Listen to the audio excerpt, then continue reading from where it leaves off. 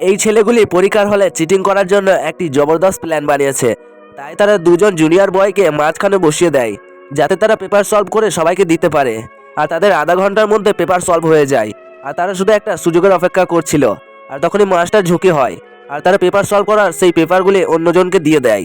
কিন্তু মাস্টার এই বিষয়ে কিচ্ছু বুঝতে পারে না। তারপরে যখন সে চশমা খোলে, তখন তারা কোশ্চেন পেপারটি বদল বদল করে নেয়। আর এবারে এই মেয়েটি কোনো কিছু পায়নি আর রাগ হয়ে বসেছিল। আর যখন সে চশমা পরে, তখনই সবাইকে চুপচাপ দেখে সে কিছু সন্দেহ করতে লাগে, অর্থাৎ মাস্টারটি সন্দেহ করতে লাগে।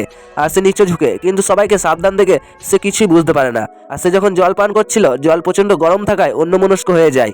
আর সেই ফাঁকে তারা আবারও পেপার বদলে নেয়। কিন্তু এই মেয়েটি এবারও না পেয়ে অন্যজনের কাছ থেকে যখন নিতে যাচ্ছিল, তখনই মাস্টার দেখে ফেলে আর তাকে বকা দেয়। আর তার কয়েকদিন পরে যখন তাদের রেজাল্ট বেরোয়, তখন সবাই ভালো নাম্বার পেয়েছিল, শুধু এই মেয়েটি ফেল করেছিল। পার্ট 2 দেখার জন্য লাইক করে আমাদের চ্যানেলটি সাবস্ক্রাইব করুন।